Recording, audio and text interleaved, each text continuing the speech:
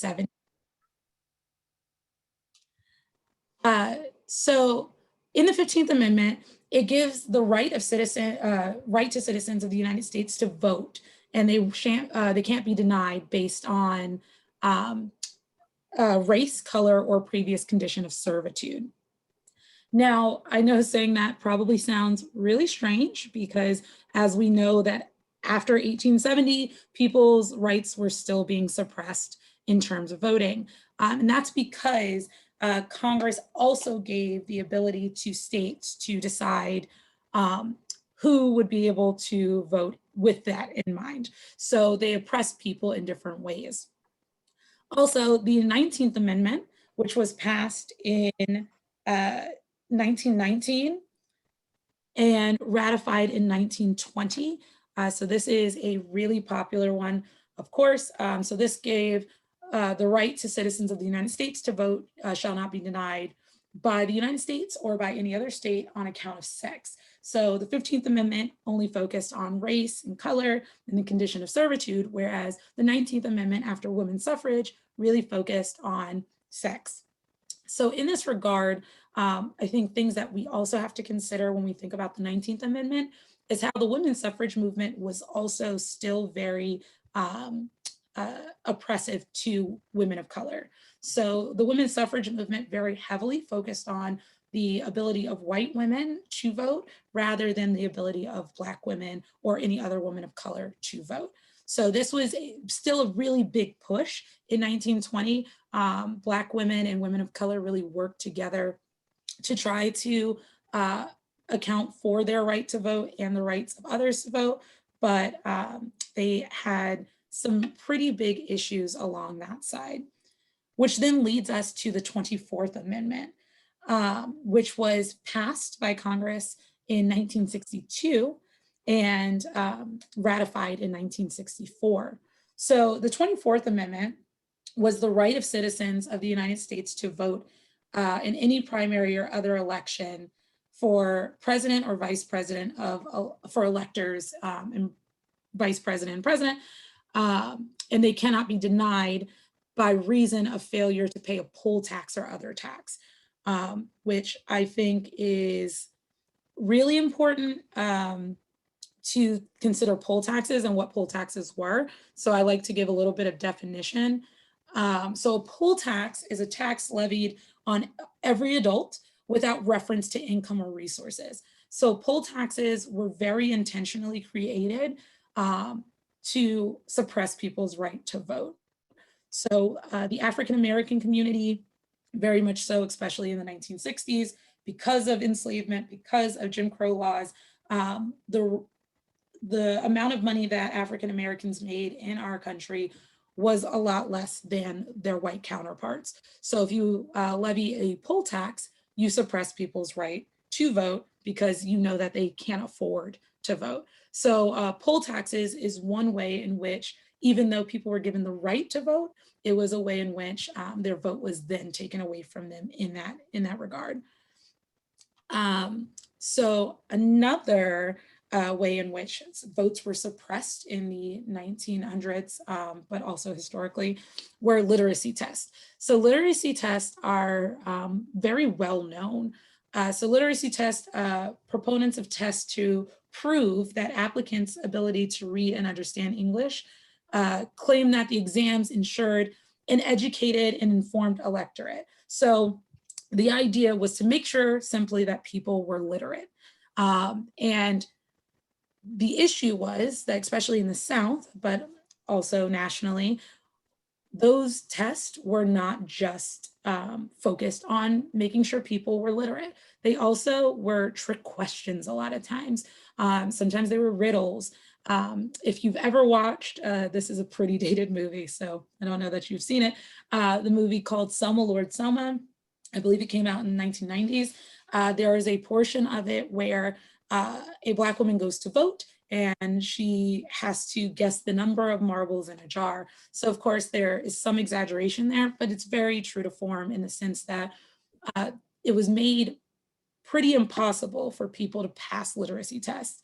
And in practice, these were used to disqualify immigrants and poor people, but also in this instance in the civil rights movement, to dissuade African Americans from voting, which leads us into grandfather clauses. So with literacy tests and poll taxes, what ends up happening is, especially in terms of literacy tests, poor whites are unable to vote because they are not passing literacy tests either, because these questions are not questions that people usually learn in their day-to-day lives, in their day-to-day jobs. So they're really very much so struggling with passing.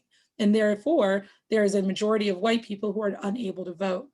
So the grandfather clause intentionally exempted whites from the literacy test. So the idea was that they made it so white people did not have to take the literacy test if they were eligible to vote prior to the enfranchisement of African Americans. So in this process, it's another disenfranchisement of the African American community to ensure that they are being suppressed, whereas the white community is not.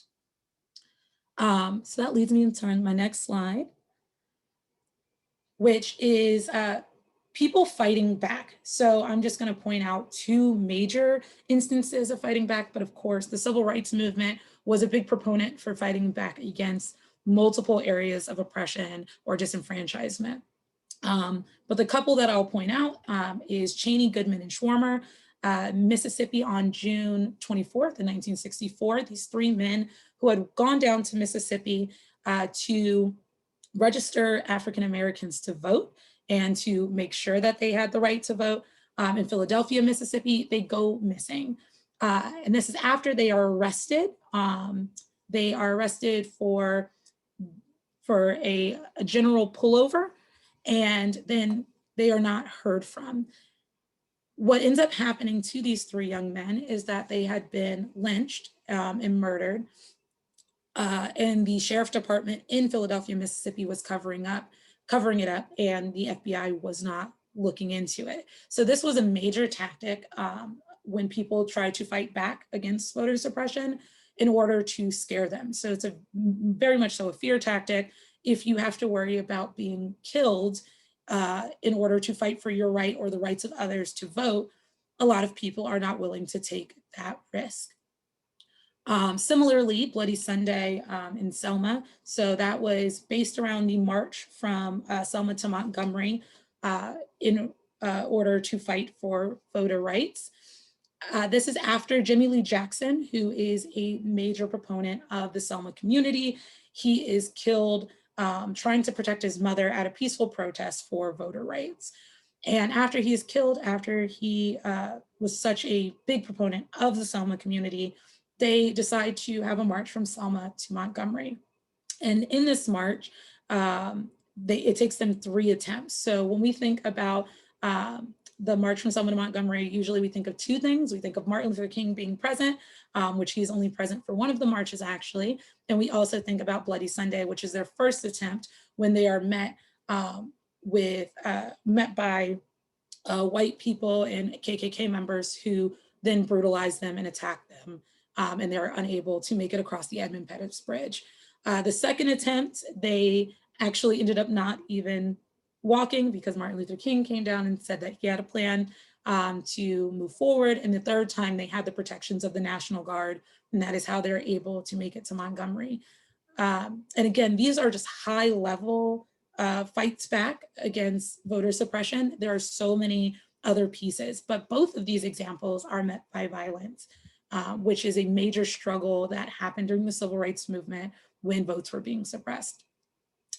Which then leads us, finally, to the 1965 Voting Rights Act. So this is an image of President Lyndon B. Johnson, who was elected president after the assassination of JFK.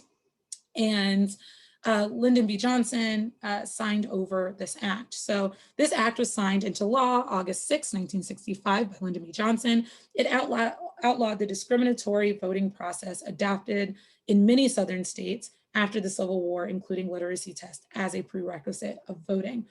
So a couple of things that I like to point out with the Voting Rights Act is even in this description that I've provided, that is that Southern states started this after the Civil War. So whenever I am talking about the civil rights movement or history in this way, I like to point out that none of this happens in a vacuum, right? We're talking about voter suppression historically, currently, and then when I pass it over, we're going to talk about it in present day.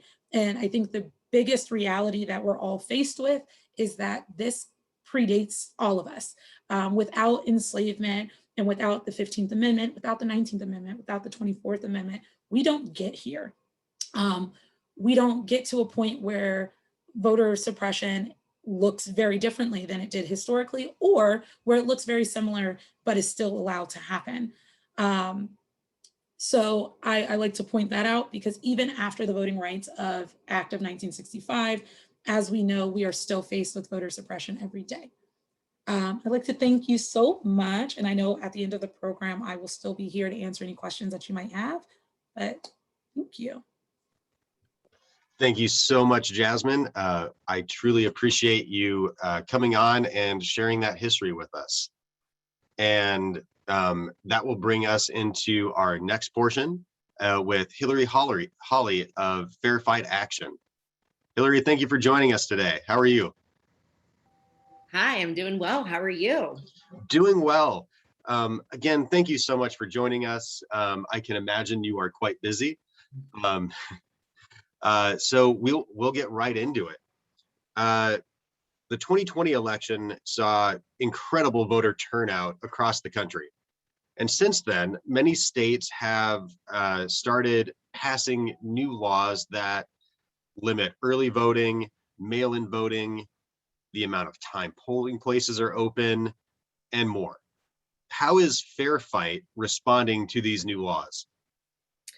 Well, first I want to say thank you so much for having me this afternoon. So there's a couple ways that we are fighting back on these laws. So one is we are, basically it's a two-pronged approach, right? One, we have to deal with the current law. And so, for example, right now, as many of you all know, in Georgia, we have very significant municipal elections coming up this very November. So it's going to be the first, election statewide where we will see SB 202, specific parts of it actually in place. And so, for example, right now, some of the counties are trying to figure out how many Dropboxes are they actually allowed to have, because SB 202 significantly limited the amount of Dropboxes. What do they do with vote by mail applications? Some of the applications were, they have a ton of applications that were ready to be used for this fall, but they now had to change those applications because of the restriction. It's harder now, and you have to provide more information on these applications to request your vote by mail ballot. So what we're doing about this is, one, we're doing voter education, letting people know, hey, this time when you go to vote for your mayor, city council member, commissioner, etc., you might have to provide additional information to request your vote by mail ballot than you had to do last year. Or, hey, there might not be as many drop boxes available, so we really need to help them create a plan to vote early.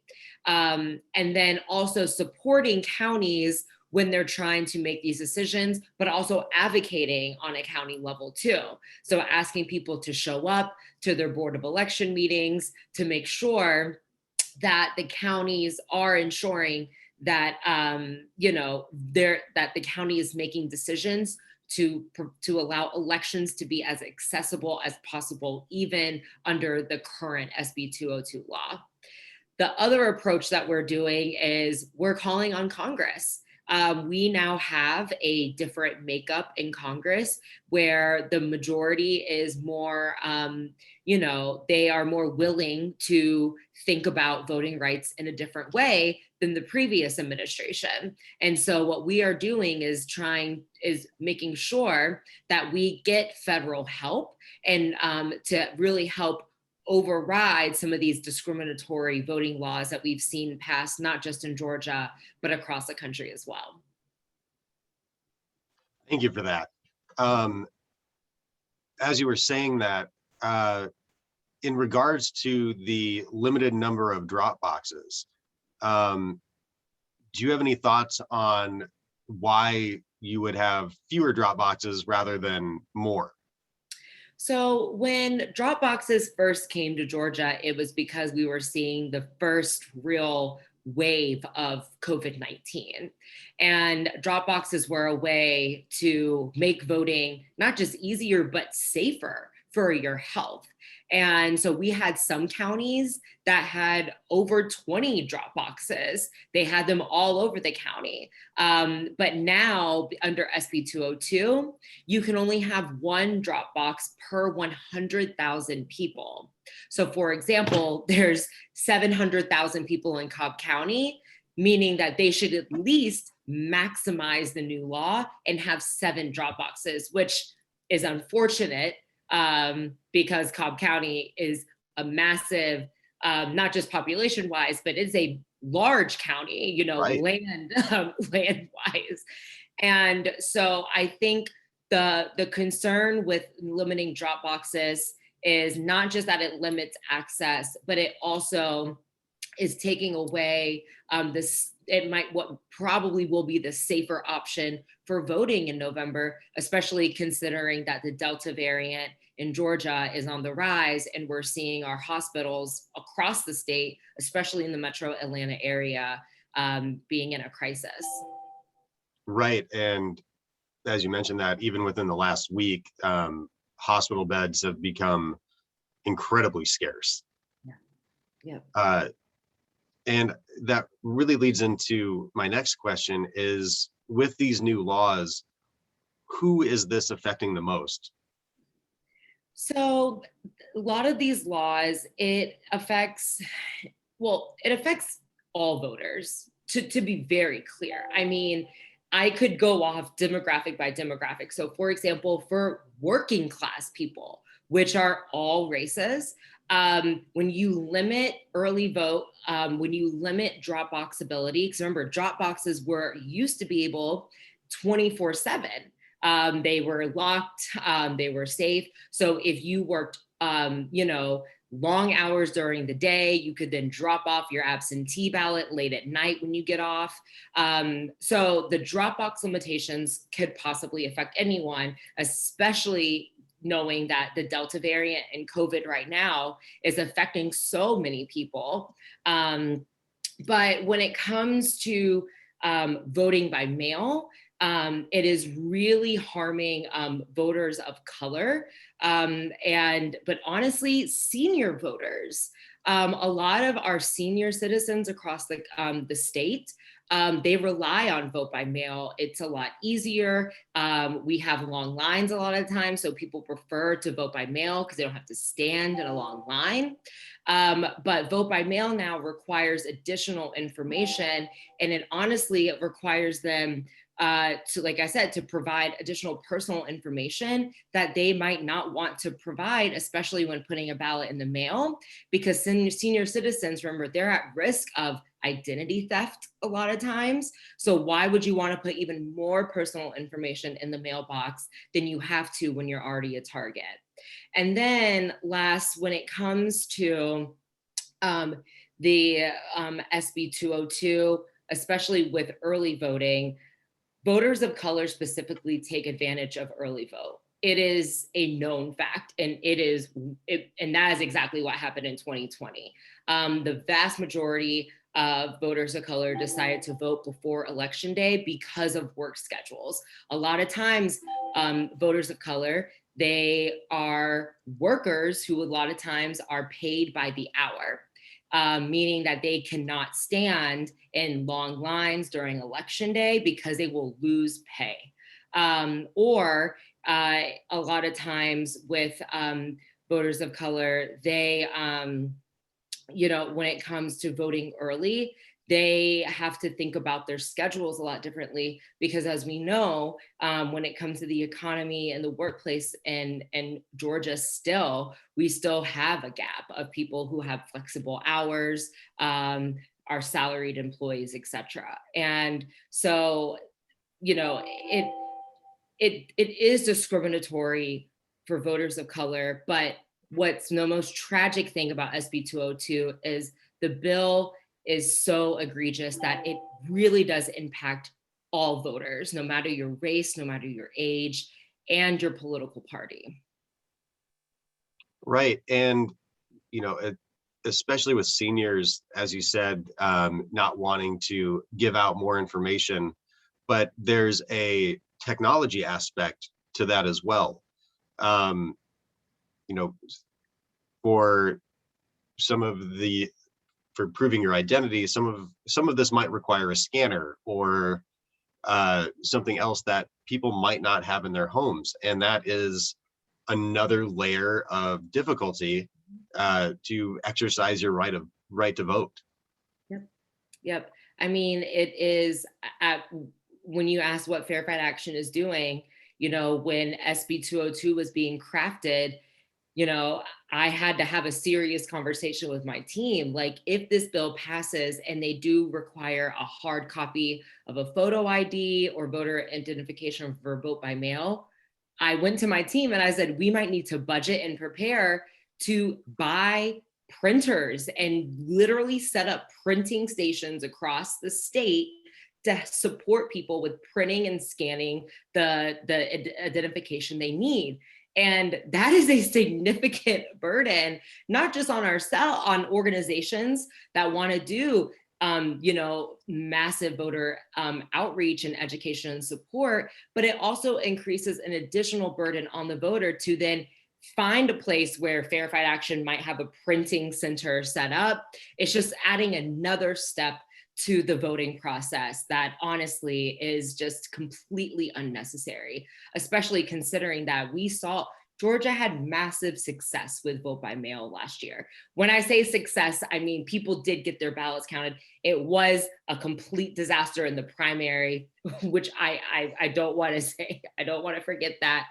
But in November, the process for vote by mail was a little bit more streamlined because the counties were able to learn from the primary. But again, vote by mail being set back is just, it's very concerning, especially like I was saying, so many people rely on it. Right. And for something like, as you alluded to, was incredibly popular. Yes. And you spoke to this a little bit, but let's dive into what can regular citizens do to attempt to change this legislation so voting by mail is easier, perhaps more drop boxes. What can we do? So the law is in place, and right now there are so many amazing organizations currently litigating. So that's one pathway. What I really think people can do is we have to start advocating on a county level. The state legislature and the Secretary of State unfortunately decided to move SB 202 forward. But at the end of the day, the counties still have so much control over how accessible they want their elections to be. So I really encourage people who have the time, who have the ability, to please join your Board of Election meetings and make sure they are oftentimes monthly. At this point in the year, many of the Board of Election meetings are happening even more frequently because, like I said earlier, they're preparing for the municipal elections. So show up to the Board of Election meeting and make sure that they have the maximum drop boxes available, that they are maximizing the hours of early vote location. So for example, some counties right now, they're unfortunately deciding to only have early vote locations that's open from 8 a.m. until 5 p.m. That is primary work hours. We really need to do 7 a.m. to 7 p.m. and try to have it not just Monday through Friday, but also have Saturday and Sunday voting as well. But again, all these decisions are made on the local level. And so what people can do is get in touch with their Board of Elections, show up to these meetings. A lot of them are now virtual, and you can sign up for public comment. And you don't need to be an expert. You can just say, 7 to 7 early vote hours. Let's have weekend voting, and let's really maximize the amount of drop boxes that we can legally have. Because again, y'all, a lot of these drop boxes, they still exist, right? Like the counties already purchased them. They're sitting there. And so they should really put them out, all of them that they are able to. So it's at the county level at this point. That's where the average citizen can really do the most right now. That's outstanding. Thank you. And yeah, it's not easy for everyone to make those meetings, but like you said, a lot of them are online now because of COVID, and that does make it a little bit easier, and you don't have to fight traffic. So if, in the likelihood that the laws are not changed by the November elections, which it just doesn't seem like that's going to happen, in your mind, what are you and Fair Fight anticipating voters will have to face with this new legislation? What difficulties are they going to have to deal with?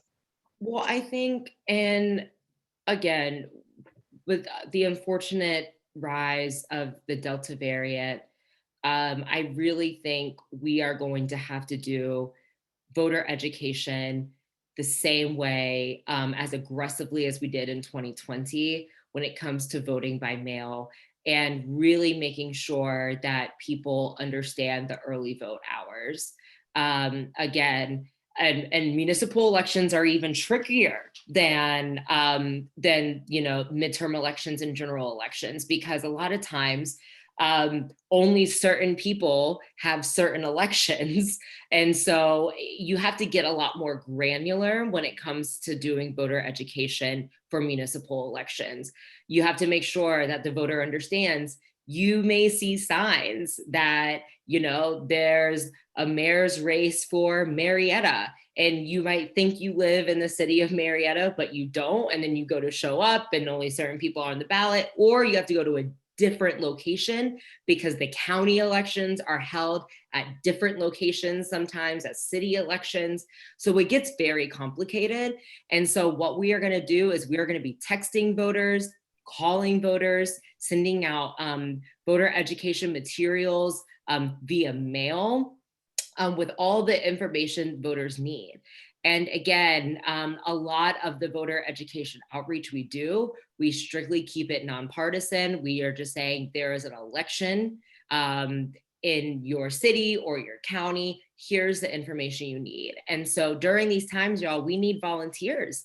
Because like I said, a lot of what you see in the news is about the Atlanta mayor's race, but we have mayor's races and city council races across the entire state that could really change people's lives. I mean, if COVID has taught us anything, it's local government is very, very important. And so if you want to help us reach out to voters and help us educate voters, please know that we welcome all volunteers to help. And we're going to be doing all of this outreach starting pretty soon. If people are interested in volunteering, where can they go to sign up? So you can go to our website at fairfight.com, or I have an amazing team. We're actually growing right now. You can email organizing@fairfightaction.com, and you'll hear from one of my amazing teammates, and they'll get you plugged in. We hold text trainings and phone bank trainings many times a week. And we have Slack channels where you can ask questions in real time if you're volunteering. So you can sign up on our website or you can email us directly and we'll get you plugged in. Perfect. In the chat, Sherry asked, where is there information for the municipal elections? You know, for people who aren't aware of what's coming up. Yep. So I always start at your county. So for example, I am in Fulton County. You can go to the Fulton County Board of Elections website and they will have the list of all the counties that, or all the elections that they are handling. You can also go to the Secretary of State's website as well. Well, they'll have dates and they'll have the dates of elections. And they'll also have the dates of, for example, you are now able to start requesting your absentee ballot. You will find the deadline for requesting your absentee ballot, etc. So I always say start at your county. But if you have questions, you can, we are starting, we will be promoting our own website soon to help direct people. But right now, start at your county website for sure. Excellent. And Tammy asked as well, how will redistricting be impacted by yesterday's release of census data, which shows Georgia's population has become very diverse? Yes. So first, Georgia, y'all, was one state where, you know, we actually did okay with the count. And that is because of the way nonpartisan organizations did amazing work to really reach out into hard to count areas. And so yesterday, we got to learn just how diverse Georgia is. I mean, 49, I think 0.9% of Georgia is non-white now. And that is significant. And so what does that mean for redistricting? Redistricting, a lot of times y'all can bring out some of the worst in politicians. The way that the redistricting process here works in Georgia is the state legislature can now call a special session where they will take up redistricting and start to draw some of the maps. Here is what we are expecting. There is basically a race in politics right now with trying to get redistricting done before Congress acts, right? So if you are, you know, if you are someone who wants to actively gerrymander because you think that the only way you can stay in your position is to choose your own voters, which is very unethical. And a lot of people, you know, there will be litigation because of this. Some people are going to want the redistricting process in Georgia to happen ASAP. And they're going to want to get these maps out and ready to go, because what Congress is doing, as you all have heard, in the John Lewis Voting Rights Act and in the For the People Act, there are anti-gerrymandering provisions in both of those bills. And if both of these bills get passed, it will make it harder for the state of Georgia to be able to get these maps approved on the federal level because they're going to have more scrutiny, which they should. And so there could be the strategy that some of these bad actors want to start redistricting right now, get these maps drawn as fast as they can before there is new scrutiny on how you can draw these maps. And so we will not know when the legislature will be called in, but the AJC has been keeping track of all of this in real time. Speaker Ralston and, you know, the Senate President Pro Tem, they seem like they are still thinking about the agenda, because I know we're here to talk about voting rights, but you can also add all kinds of things on the agenda. And so there's a lot of political back and forth on, do they want to do any other business while they're in the state legislature other than redistricting? And so to answer the question short and sweet, because Georgia now is as diverse as we have always seen it to be, and the data proves that, we might see the attempt to gerrymander in a new way that we have not seen before in Georgia. We are going to see them try to draw these maps in a very discriminatory way. And I think that we are going to see them try to do it very, very fast. We might see them not try to do it very transparently as well. And so the second the special session is called, Verified Action is going to be working very closely. We've already been working closely with our friends who are advocating for fair maps. And we will be in touch, and we'll be fighting in that special session whenever it's called. Outstanding. And that's awesome that your work is going to be focusing on fair maps as well. Because for anyone who's ever looked up the districting maps, I can't think of a great way to describe it as just nonsensical. I mean, there was a lot of thought that went into it, but they can carve out not real shapes. They can literally just carve out certain houses on certain streets, and right. It's very granular. It is, like I said, it can bring out some of the most ugly parts of politics, where they literally pick communities apart, and just for their own benefit. And so we're going to have to fight really hard. And so the first thing is we have to demand transparency. We need to make sure that the maps are being drawn and held in spaces where the public can visibly see them, and not just the public, but all the state legislatures. Because remember, when SB 202 was being drafted, y'all, a lot of these times SB 202, the draft of the bills were never posted on the website.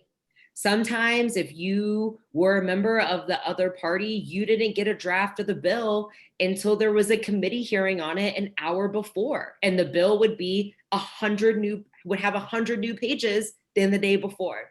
So we saw this very year of some of the most historic lack of transparency in the Georgia legislature. And that was just with election law. So we're really going to have to fight for transparency when it comes to these maps, because what we saw earlier this year was just horrific. And that really plays in well to another question from Sherry. Let me scroll back up to get to it. Do statewide districts have to be approved at the federal level? Having federal districts and states approved at the federal level makes sense, but what about the state legislature districts? So the state legislature controls state districts. So state senate, the state house, and here's another very interesting one. Once those districts are finished, gerrymandering can also happen, and it does happen on even a more granular level, which is in the county. So a lot of times they can then redraw the county districts as well. So you can have less county commissioners, or you can have the same amount of county commissioners, but the way that those districts are drawn, you can have more county commissioners from a certain party. And so the state has a lot of power in the state of Georgia when it comes to our maps. Excellent. And this is kind of a big question, but with the voting laws that have been passed across the country, with the census coming out and redistricting on the horizon, in your view, what does this mean for our democracy, our republic right now, and what this means for the future? So this year is probably one of the most historical years that we will ever witness in our lifetime. It is a historical year for the history of our country. For example, in Georgia, it is not missed that Georgia just this year elected its first Black US Senator and its first Jewish US Senator. And a lot of people are very upset about that. And with the new census data, we should now have that reflected in our state legislature, right? We should have more diversity reflected in both the Senate chamber and in the House chamber. The redistricting process is probably one of the, if not the most important thing that we are going to have to deal with this fall when it comes to our democracy, because they only do this every 10 years. Right. And think about how much Georgia demographics has changed. And when I say demographics, I'm not just talking race, I'm talking age, I'm talking geographical diversity, right? We're seeing growth in some of our rural areas and some of our rural cities. And it should, like I said, lead to more possibility and more representation in our government. And if we do not show up, and if we do not try to mitigate the harm that those in power who are desperate to hold on to it, the next 10 years is going to be harder than the last 10 years. Demographic shifts it's the most beautiful, I mean, it's something that should be cherished, because we should love the idea of diversity. And a lot of times with the diversity that's happening, it's meaning that people feel safer to move into certain areas. People are moving to Georgia despite our history that Jasmine just presented to, people are moving to the South, and that's a wonderful thing. We should want to recruit more people. But I think it is a significant moment in history. And the fact that we will not be able to change, to be able to fight for fair districts again, which ultimately decides, a fair process in our elections and making sure that people are actually represented correctly and fairly. We are close to seeing what minority control can look like. And a lot of times minority control can be, it can be very frightening. We've seen it in other countries before, where you see factions doing everything they can to hold power. But that sounds doom and gloom. But I do think that I see this year as opportunity. I see this year as opportunity to continue fighting for fairness, continue fighting for fairness and representation in our democracy. And as a lifelong Georgian, I do think that we are gonna win. It's going to get hard. This year is gonna be hard, but when I say we, I mean the collective we. I mean, we are gonna win when it comes to moving forward in the right way for justice. But it's gonna be a friction for a while, like I said. But I think that this is now, the time is now. Right now will determine the next 10 years of this nation. And Georgia can determine the next 10 years of this nation. And so with that, I'm hopeful. That's a lot of responsibility. Georgia can do it. The South has always led. Right, absolutely. And when you were speaking to the transparency of the way bills are brought forth, as well as the plan for redistricting, if people at home want to ensure more transparency, how can they help? So first, be proactive and reach out to your state legislator. right? Reach out to your state senator and reach out to your house, your state house representative. Email them and call their office. I'm telling you right now, they are because the census data is dropped, it's top of their mind.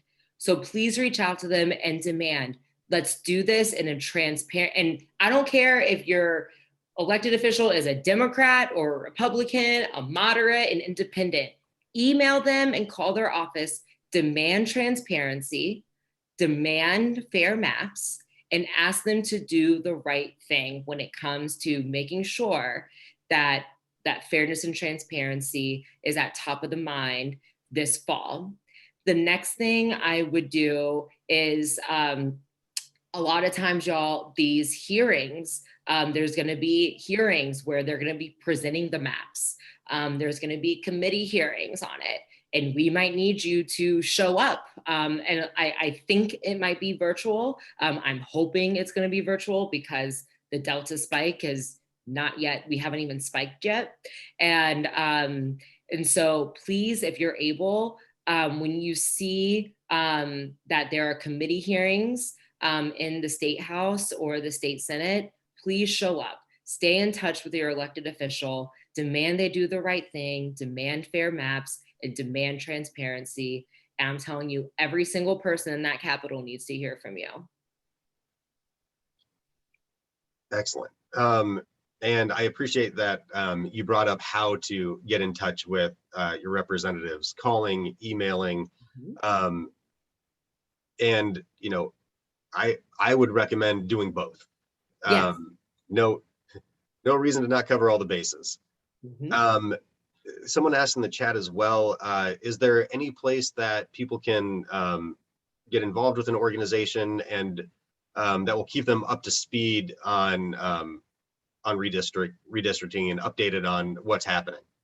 Yeah, so there's some amazing organizations that Fair Fight Action is. We are in the support role for redistricting. We are at voting rights, but to name a few, the Coalition for the People's Agenda, it's led by Ms. Helen Butler. I call her our democracy queen. I listen to everything she tells us to do. Stacey Abrams listens to Ms. Helen Butler. She is the queen. So the Coalition for People's Agenda, they are an excellent organization to follow. They will help alert you when there might be a public hearing that will be in the Capitol, or even sometimes, y'all, they bring the maps to these districts. So they will alert you when there might be a hearing that could be in your community. They also organize their own hearings and meetings in communities. So the Coalition for People's Agenda is absolutely just an amazing organization. Another one that is very, very great is Galeo. That is a Latino-led organization. One reason why I really want to shout them out is because in the census data that was dropped yesterday, while Georgia's Black population has increased, our Latino and Hispanic population has also increased, and not just increased, but it's also expanded throughout the state. People are moving around. It's no longer compact in Metro Atlanta.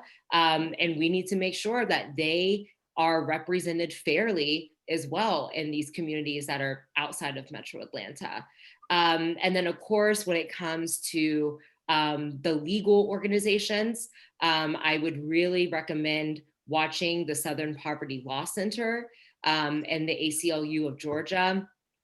They are doing fabulous work. The ACLU of Georgia specifically, they work very hands-on with a lot of our state legislators, both in the House and the Senate. And so watch for their alerts as well. And then, so those are some of the organizations, to name a few. Those are the people that I follow, and I look to them for their expertise on redistricting a lot. And then last but not least, I'll put in a plug for Stacey's, our sister campaign, Fair Count. Fair Count will also be involved in a lot of the advocacy around redistricting as well. Perfect. That I'm familiar with most of those organizations, and they are outstanding. Another question is, what, sorry, I missed it. Perhaps not this time around, but in 10 years, how can we get redistricting to be drawn by an independent group? And to piggyback on that, do any states use an independent group to draw their district lines? Yeah, so some states do have independent commissions that do the line drawing for them. Again, I am not a redistricting expert. I believe Ohio is one of those. There's not too many, but there are some. Georgia is not. Right now, basically, there has to be a legislative, a way to get an independent commission has to be approved by the legislature. And unfortunately in Georgia, that's just not going to happen this year. However, especially, I just mentioned the ACLU of Georgia. The ACLU of Georgia oftentimes will help introduce legislation every year calling for an independent commission when it comes to that. And so I am sure that after this year, they will be trying to advocate for that in Georgia next year and the year after, and they'll continue doing it until Georgia actually may take it up in a real way. Outstanding. And it looks like we have one last question. If a convention has agreed to continue their meeting in Atlanta with attendees in person and virtual, what can attendees do to support voter right efforts? I'm sorry, Andrew, I'm a little confused by that question. I think when it comes to attending meetings, I'm also trying, what, if you could maybe put in the chat, if there's a specific convention you're referring to.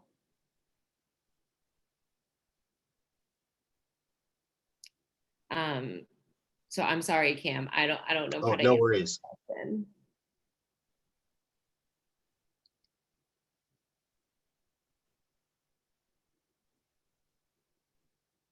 Well, I think in the meantime, I think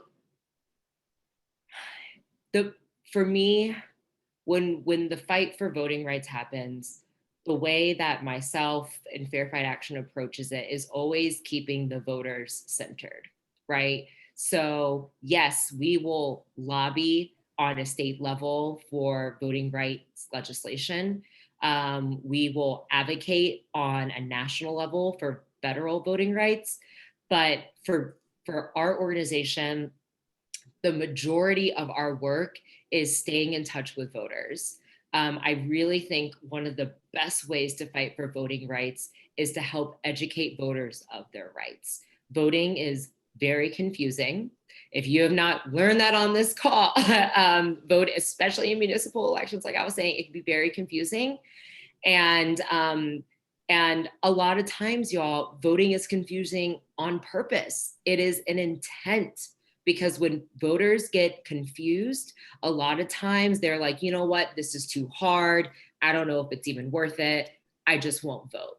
And so really making sure that we do voter education work year round, no matter if it's an off year, in the spring, in the summer, we're constantly talking to voters. So I really think the best thing that you can do outside the advocacy piece is really just helping us reach out to voters and helping us teach voters of their rights.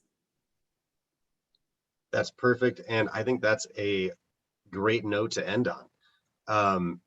Thank you so much for your time today. And, you know, I love Fair Fight, and what I truly appreciate about your organization is that it's the right to vote for everyone, and to ensure that everyone's vote is secured.